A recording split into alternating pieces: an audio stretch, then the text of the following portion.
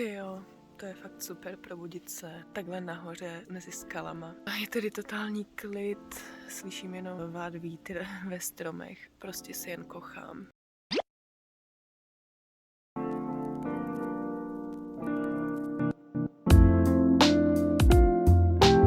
S Jirkou se neobtěžujeme vstávat nějak brzo. Říkáme si, že jsme na dovolené a nejsme takový ti, co honí kiláky.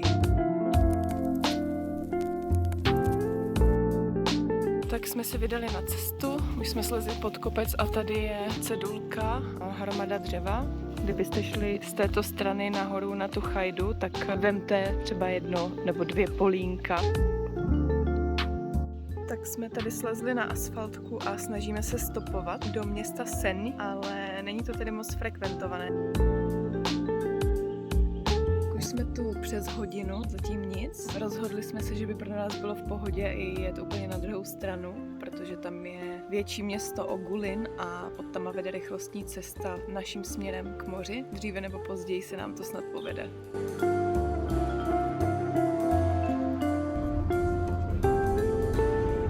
Tak zdravíme od moře, stopování se nakonec povedlo. Bylo to super, protože prvně to vypadalo tak, jako že nám nikdo nezastaví, potom jsme si stopli auto na druhou stranu, sice dál od moře, ale do většího města. Jirka tam uviděl nějaký Čechy, tak jsme si je odchytli a zeptali jsme se jich, jestli náhodou nejedou na jich a jeli kvůli nám semka do Senje, i když plánovali jet do Šibeníku trošku jinudy, takže jim jsme moc vděční, díky moc. A my jsme u moře.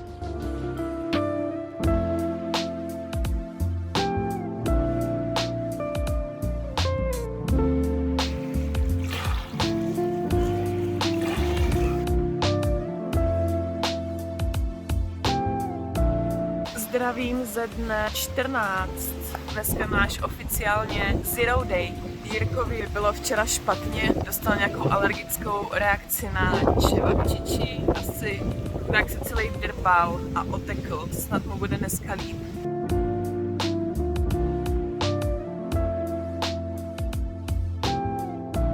Tak se konečně hlásíme zase z trailu. Z našeho Zero Day se vyklubali 3 noci v Seni, tak jsme si odpočinuli, vyráželi jsme okolo 6:30 na stop. Stopli jsme si pana Sašu, zkušeného tedy místního horala, který nám dal mnoho cenných rad. Naším cílem je asi za 23 kiláků chajda Zavižan.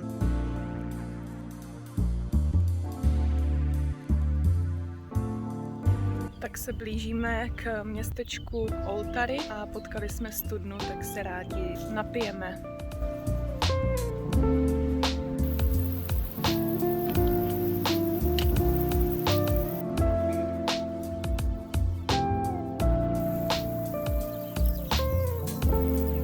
Ještě nám zbývá asi 3 kilometry do Oltary. Já jsem na cestě málem zašlápla hada. Teďka jdeme po Via Dinarice a zároveň po trase Via Adriatica, která vede přes Chorvatsko.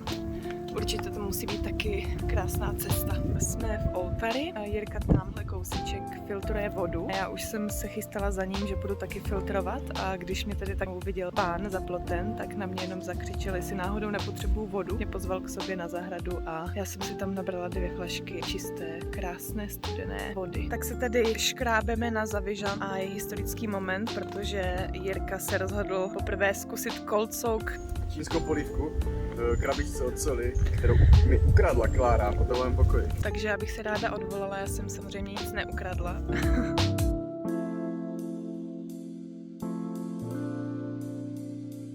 Tak jsme oficiálně za branami Národního parku Severní Velebit. Tak co, Jirko, dej recenzi.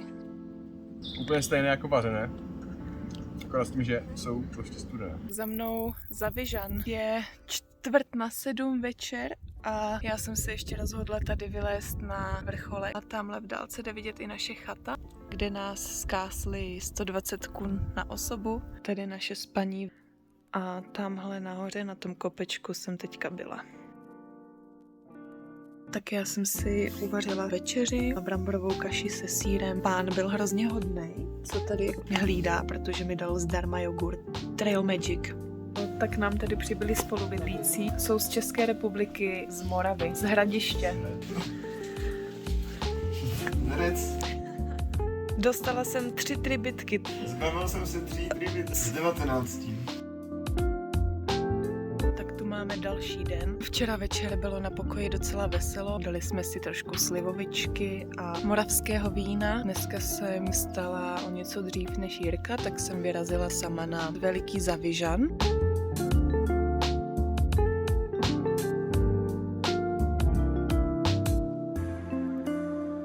Jinak teda tady ta Premužičová stezka je přes 50 kiláků dlouhá a navrhl ji inženýr Premužič. Postavilo se to asi na začátku minulého století a od té doby to slouží. Někteří říkají, že je to nejkrásnější stezka v Chorvatsku a někdo si dokonce i troufne tvrdit, že je to nejkrásnější stezka na světě.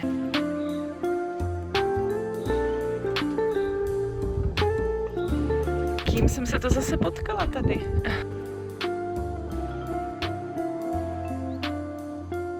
Jsme se vyškrábali tady na náš asi nejvyšší vrchol v severním Velebitu Gromovača, 1676 metrů nad mořem.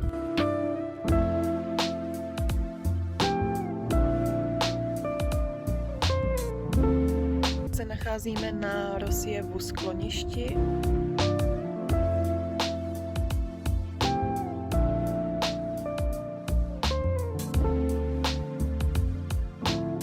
Jsme se s Jirkem zase na chvilku rozdělili. Teď začalo trošku poprchat a tak jsem si dala na baťoch pláštěnku. Zdravím z vrchu Cirkvena. Výhled je opět krásný.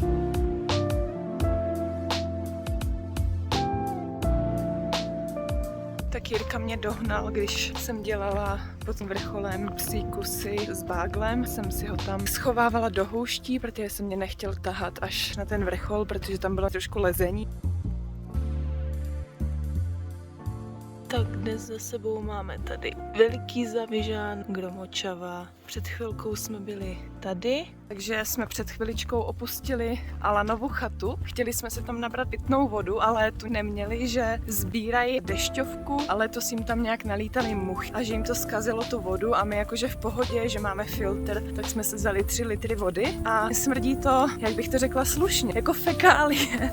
Voda je úplně průzračně čistá, jenom fakt strašně smrdí.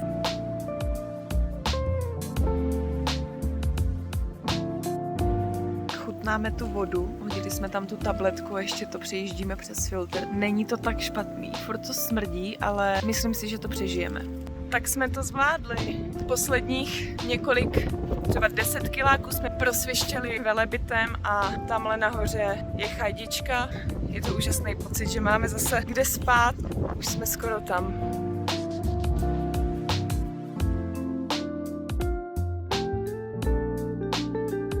Takže dobré ráno, my pokračujeme po Premužičově stezce směrem na další záchytné městečko Baške Oštarje, ale rozhodli jsme se, že těsně před ním uhneme směrem k moři do města Karloba, kde doplníme zásoby na zbytek Velebitu. Mělo by to být nějakých 25 kiláků, tak jsme došli k nocležišti Skorpovač. Je tady dost zázemí. Jsme na vrcholu Budakovo Brdo a potkali jsme tu zkušeného chorvatského horala, tak nám dává nějaké rady.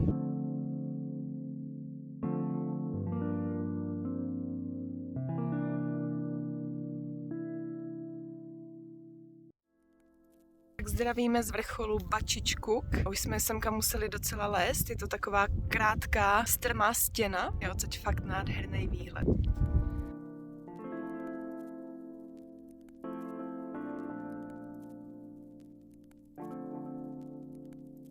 Jenom jsem chtěla ještě zmínit, že na takovýto výstupy, kde se už musí lézt a je to technický, tak si snažíme nechat bágly a hůlky pod vrcholem. Vždycky to schováme někde do houští. Když jsem chytrá holka, tak si ten baťoch často i ještě nějak navíc jako zamaskuju, třeba tady. Vidíte, že přes ten klacek ten baťoch vůbec není vidět. Dneska jsme ušli něco málo přes 21 kilometrů. Já mám bramborovou kaši a arašídy. Takhle nějak to vypadá, když rozložíme věci na stůl. Tady je ten domeček, který je teda zavřený. Tady, co je otevřený, tak je taková útulna, ve které je tma a smrdí to tam ohněm, takže my budeme asi spát nahoře na studni.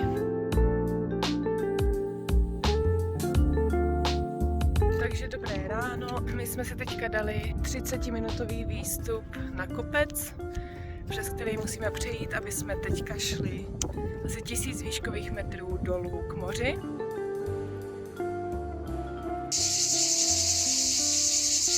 Jsme konečně v Karlobagu. Dali jsme si tady hiker trash svačinu hejsky u kanálu a budeme si dokoupit pořádně zásoby, naplánovat další dny a vykoupat se v moři a potom stopovat zpátky na trail. Tak jdeme na pláž a Jirka nám koupil zmrzlinu. Užívám si to. Zdravíme z Vaško Oštarie. Stopovali jsme asi tak 10 sekund a dneska do Chajdy to máme jenom asi 6 kiláků. Jo, a potkali jsme se tady s Čechama, se kterými jsme 2 dny zpátky spali na Chajdě. Po 7. večer došli jsme k naší dnešní noclehárně Ždrilo. Vypadá, že tam někdo je. Venku je bákl, ale lidi jsme zatím nenašli.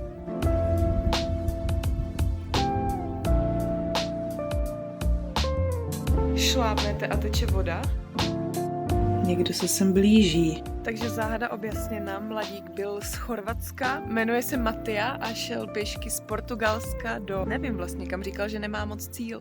Takže se stalo to, co jsme očekávali a dnes opět spíme s Pětkou a Jirkem, který jsme potkali 2 dny zpátky. Tak jsme se probudili do větrného počasí. Dneska tady řádí bura a vůbec nevíme, jestli máme vůbec dneska někam chodit nebo zkusit počkat a vyjít až zítra. Tam je to dost mírnější, no a pak jsme byli na tu planinu. To bylo je fakt, to nejde. Je 9:45 a situace se nezlepšuje. Rychlost větru se pohybuje mezi 33 až 36 metrama za sekundu. Jsme tu 4 uvízlí a nikomu se do toho nechce. Už jen cesta na záchod je adrenalinový zážitek. To nejhorší má přijít v noci. 2 hodiny odpoledne a my jsme se rozhodli, že to zkusíme dojít na další chatu, asi 8 kiláků. Situace s větrem se moc nezlepšila, ale věříme, že když slezeme trošku víc dolů, že to bude lepší.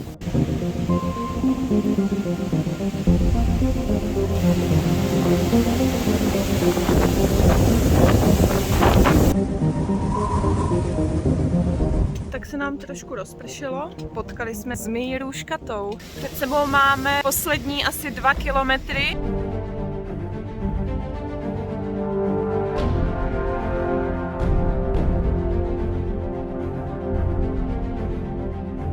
Tak jsme dorazili úspěšně na chatu Šugarská Doliba. Cesta byla dobrodružná. Těsně před chatou je pár set metrů exponovaný. Tam mě to několikrát srazilo k zemi, jak to bylo silný ten vítr. Večer má přijít ještě nějaká silnější vlna. Našli jsme tady další skupinku českých turistů. Ohříváme si čajík.